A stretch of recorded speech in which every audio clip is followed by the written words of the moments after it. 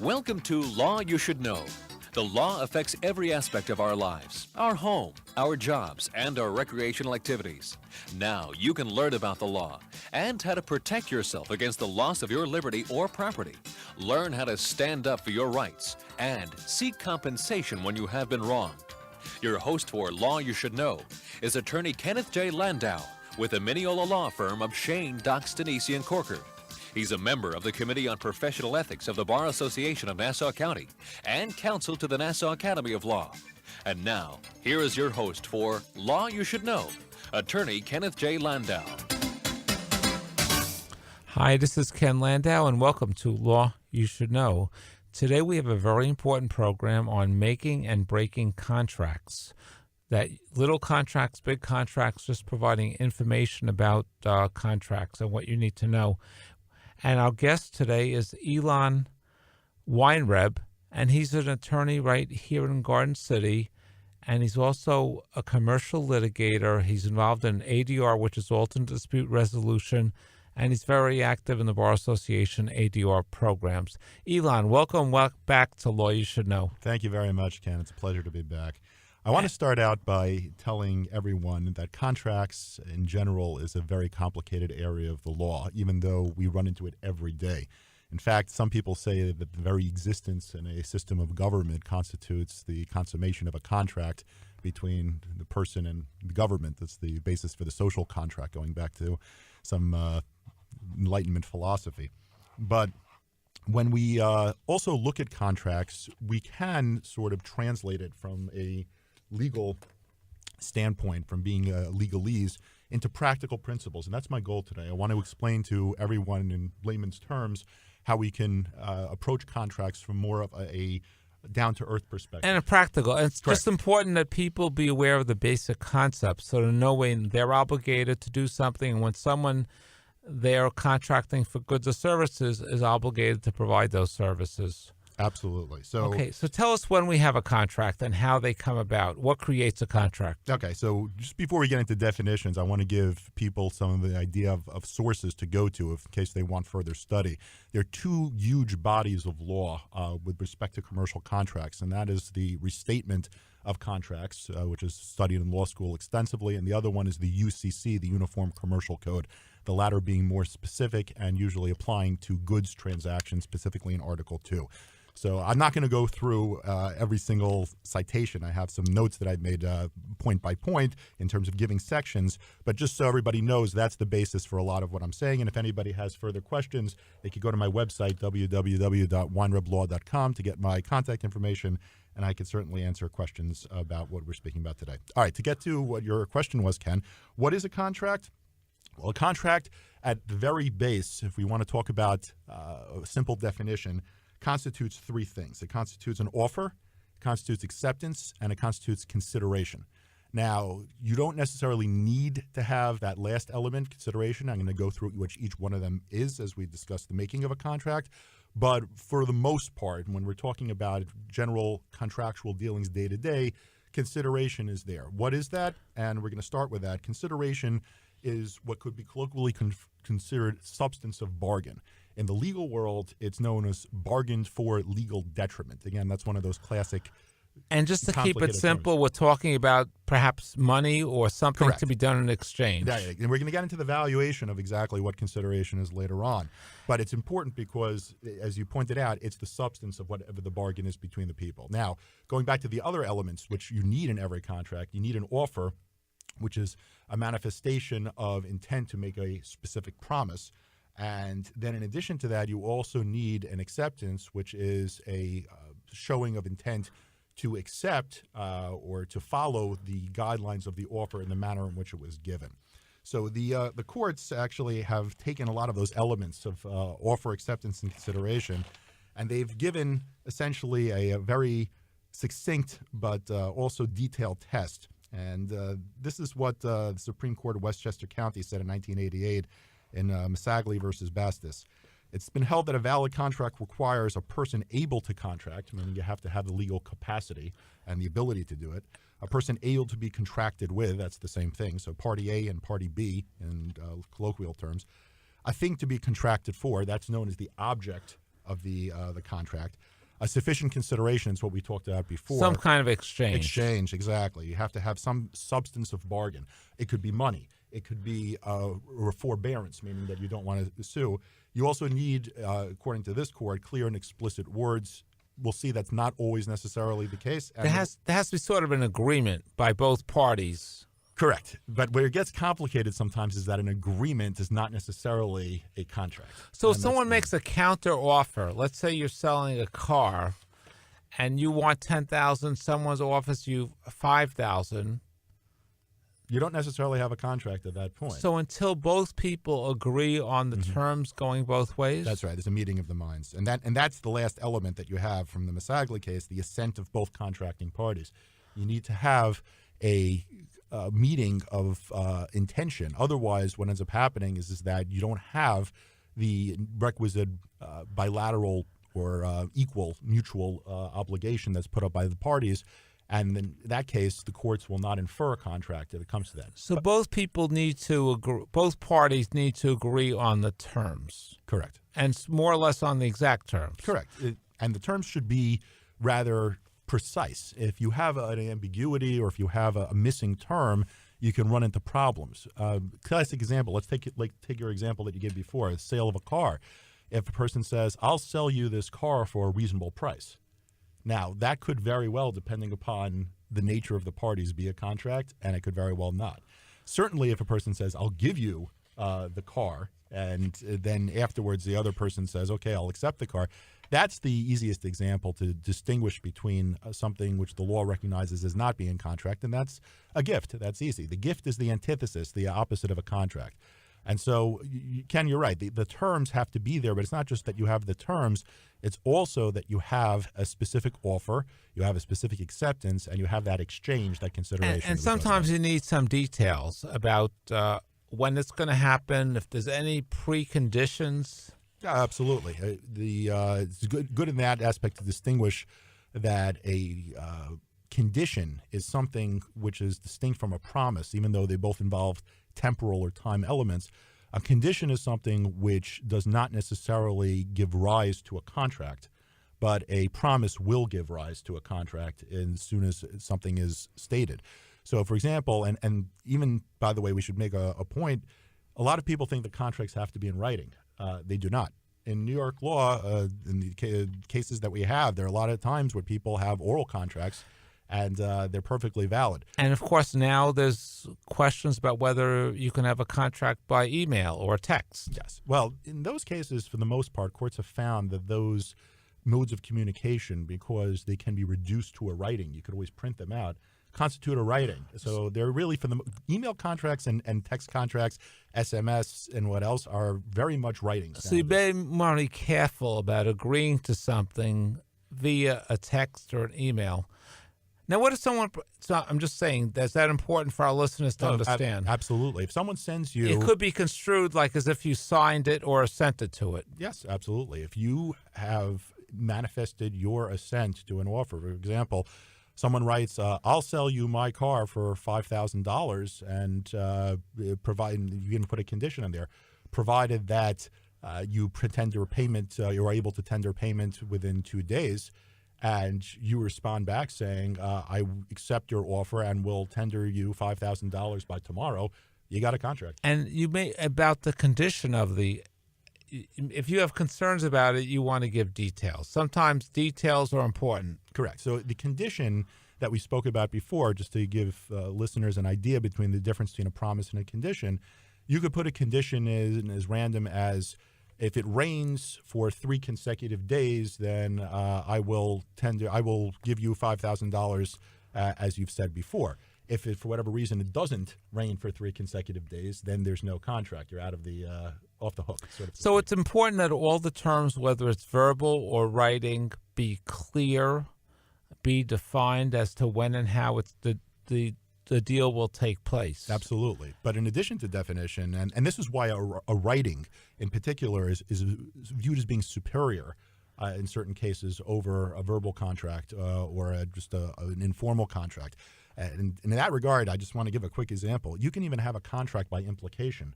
A person can walk into a supermarket, as most of us have done, and ask, is that the National Enquirer or whatever newspaper? The cashier could say yes. Person can see $1 written on the National Enquirer. There's no further words spoken. Person picks up the National Enquirer, plunks it down on the table. The cashier looks at him or her. That person then tenders $1, which was the price. The cashier takes the $1, gives the receipt, and says, "Have a nice day." There's a contract by conduct with very little words, but people have engaged in that all the time. The assent there is indicated through the conduct. Or if you order food in a restaurant, you're more or less, it's presumed you're agreeing to pay their prices. That's correct. And in fact, in ordering food in a restaurant, there are really two contracts that are involved, at least. There's the contract, which is involved by implication between you and the owners of the restaurant. And then, since most people pay by credit card, there's also the contract, which is involved between you and the credit card company when you use your credit card, in that you're getting credit by the credit card company. That's that credit card's company consideration. They're lending you the money in exchange for your promise to pay on time, which is, or also for that matter, any applicable interest charges, which is your consideration. So and there if you have someone's ordering specials and the price is not given to you, you're presumed to be agreeing to whatever they are. Or if fish or something says market rate, presumably by ordering it, you're agreeing to that. That's correct. Although there are some times when, we're going to get to this, I think, in the second part of the program, where the law allows you to get out of a contract or back out of a situation where one would be obligated. In the case that you just gave, if for whatever reason the fish is not to your liking and you have not eaten, if I remember correctly, 75%, the other way around, 25% of the food, such that 75% or more is still remaining, you can then send that back and not have to pay. But you also, the best practice might be to find out how much it is. No, or if absolutely. you're being served water and it's coming out of a bottle, you might want to find out if that's included for free or is a charge for that. Yeah. Otherwise, it might be presumed you're agreeing to pay it. Absolutely. In fact, it happened to me one time. I went into a restaurant and I saw on the menu market price, the famous abbreviation MP. And so happened to be lamb chops. I liked the way that the chef did his food in that particular restaurant. And at the end of the day, I ended up getting a bill for about $80 for the lamb chops. Okay. So. we just have, I know there's a lot of information about contracts you want to convey, so we just have to move on. Anything else you want to say about consideration? Sure. So consideration, as I said before, can be what's called a forbearance, meaning you could refrain from doing something. As a famous case that law students study called Hamer versus Sidway, in which an uncle promised his nephew that if he quit drinking, smoking, swearing, playing cards, essentially a lot of vices, for money, he would give him, if he quit all of that, he would give him a substantial sum of money. That was $5,000. He had to do this until he reached the age of 21. Well, unfortunately, the uncle died without having paid his nephew, and then the estate turned around and said, well, there's not a contract over here. There was just this nice promise by a kind uncle, and we don't have to abide by it. But the courts, the New York Court of Appeals, is going back to 1891. This is an oldie but a goodie. The New York Court of Appeals said no. The case happens to be that the nephew decided to refrain from doing something which he had a legal right to do. He had a legal right to play billiards, to play cards, and to, at that time, smoke and what else. And because he decided to refrain from doing that, that was sufficient consideration. So you could have that as well. Okay. Unfortunately, our time is limited, and we're going to cover breaking a contract in a few minutes. Right. Anything else you want to say about making a contract? Right. Also, with respect to the consideration, some people, have the idea that you have to have money. You don't always have to have money involved as part of a contract. As I said before, you could have a forbearance. But or it could be an exchange, right? Or it could be an exchange of a good for a good. This particular item for another particular item. But the other thing about consideration is that courts very often will not scrutinize the value of the consideration. So you have a case, Kessler versus National Presto Industries, comes out of the Eastern District of Michigan, where a woman actually, this will go to your torts background, a woman actually released a pressure cooker manufacturer from liability, from products liability. She was injured, and she released them, basically said, you're off the hook for $750. And I just want to say, if you're considering negotiating terms, or maybe it's a home improvement contract, if there's sufficient money involved, whether you're whichever side of the contract you're on, it's better to have them reviewed by an attorney. Absolutely. I wouldn't say it's better. I would say it's imperative to have them reviewed by an attorney, because there are times when there are hidden defects and other traps that you wouldn't be aware of. So this is why an attorney is extremely And even if important. it's a small matter, if there's a condition of a good, a guarantee, it's also good to have all those details to reflect your understanding written down as part of the contract. Because once you sign it, you may have it be assumed to agree to it, and it's going to be hard to negotiate. It's going to be hard to enforce any verbal details. Yeah, absolutely. In fact, there's something very quickly that I'll get into called the parole evidence rule. And to just give that a very quick layman's explanation, it basically means you can't use any interpretation outside of a written agreement to interpret that agreement afterwards. So that if you have terms in an agreement which are X and you want to say after the agreement is signed, oh, I really meant Y, you're going to be stuck. Okay, I wish we had more time on that, but in a few minutes we'll talk about the breaking of a contract. And my guest is Ilan Weinreb, and he's an expert in contracts and commercial litigation and also alternate dispute resolution. You're listening to Law You Should Know here on 90.3 WHPC, the voice of Nassau Community College, and also over the internet at nccradio.org. We'll be back in a moment.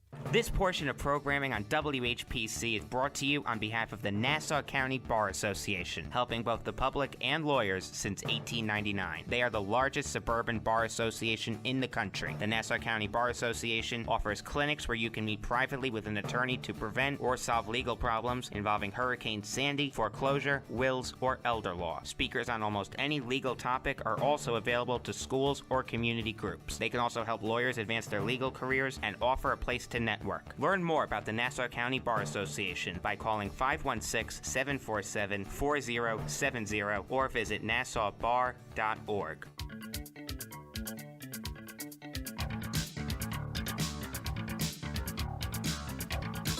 Once again, we continue with Law You Should Know. From the Mineola Law Firm of Shane, Dox, Denise, Corker, and Sauer, here is attorney Kenneth J. Landau. Hi, this is Ken Landau, and welcome back to Law You Should Know.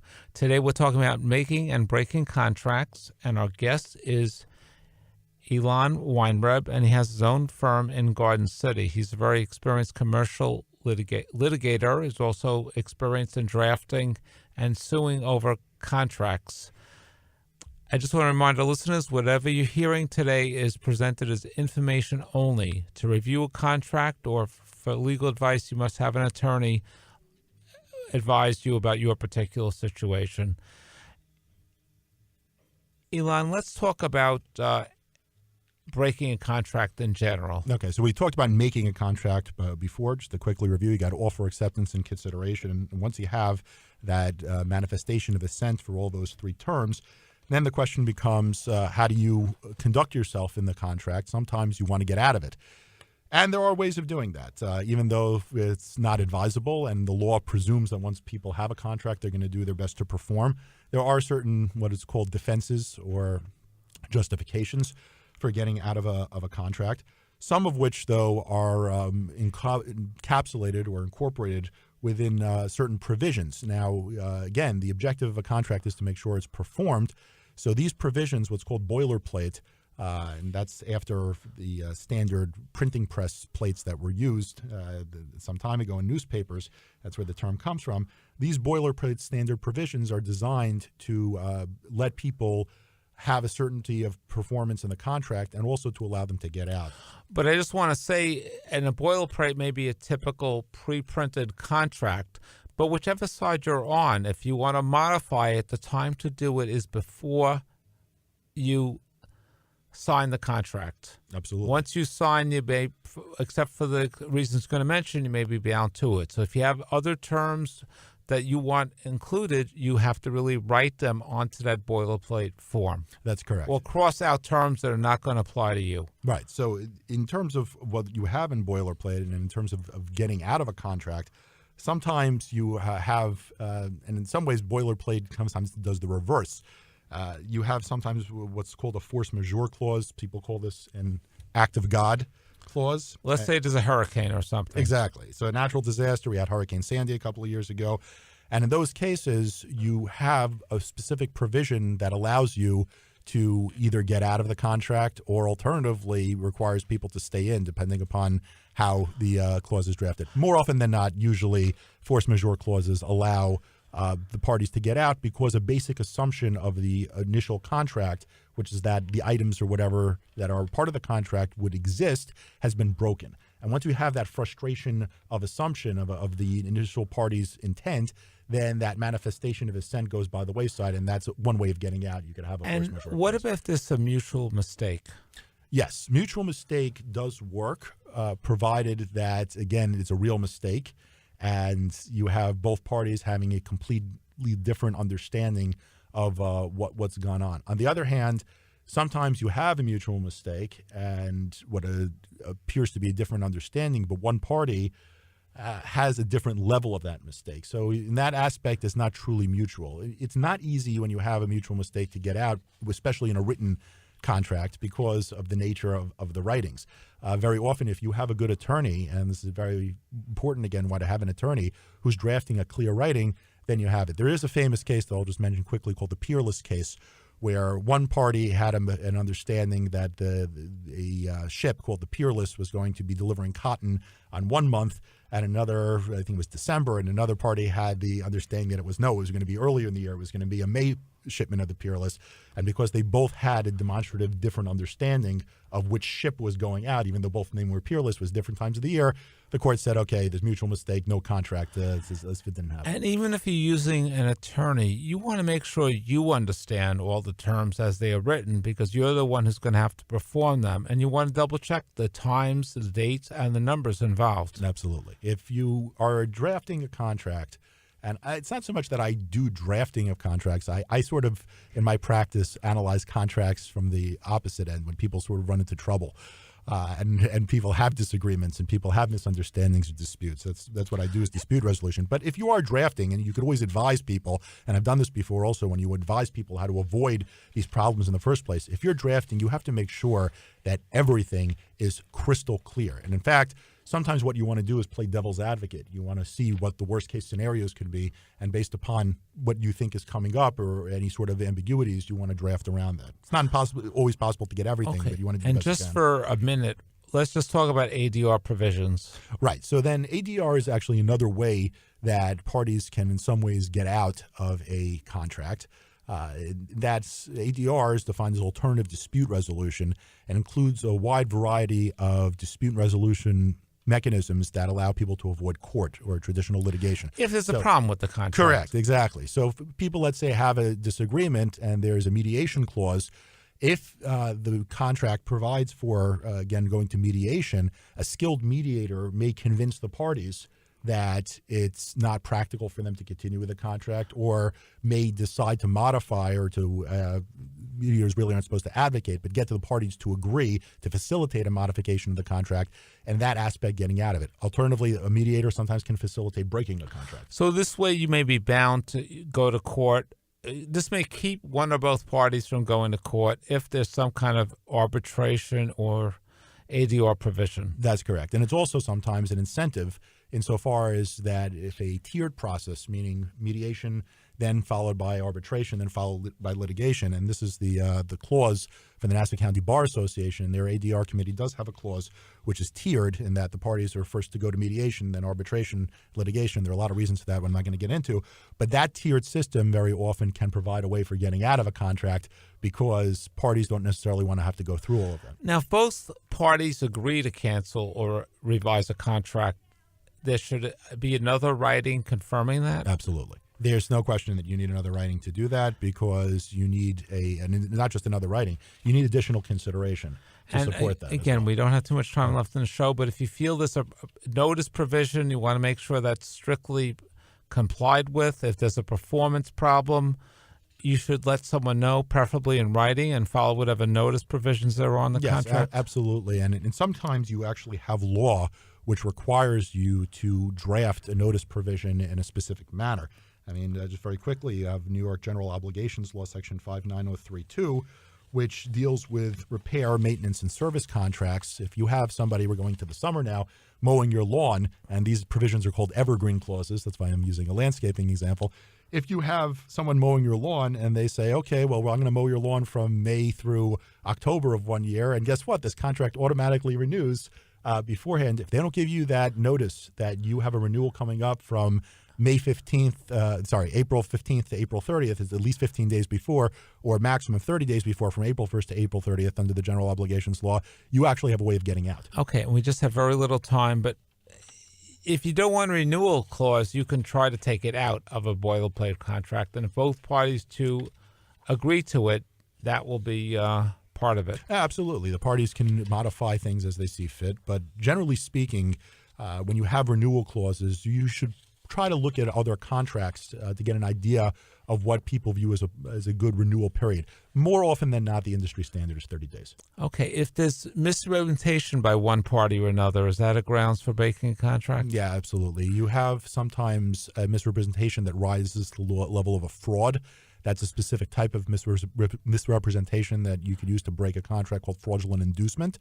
Sometimes you have just a regular misrepresentation that's made that people didn't know what the terms or the status of a specific item was, and they fudged it. If that's the case and they should have known, you can sometimes get out of a contract for that reason as well. And again, even if someone did not consult, on either side did not consult an attorney before the contract was entered, if there's a contract and it's not working out for one or both of them, they still have an opportunity to consult an attorney about what their options might be. Yeah, absolutely. You always have an option to consult an attorney, but keep in mind this, and I've seen this come up a lot, people have a notion that if they don't understand a term, that gives them a defense. That's not the case. Okay. We just have 15 seconds left. Any final thoughts you'd like to give? And just give us your website again. Yeah, sure. So my website is www.weinreblaw.com.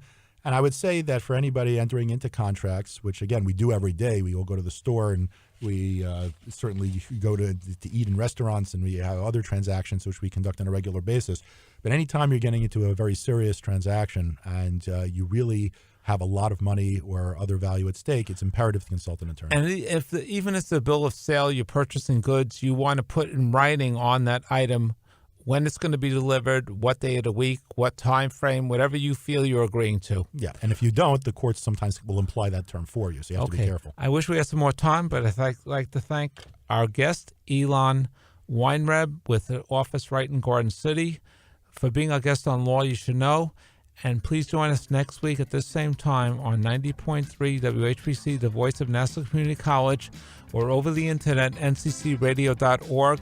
And keep in mind, podcasts of this show are available by searching WHPC on iTunes.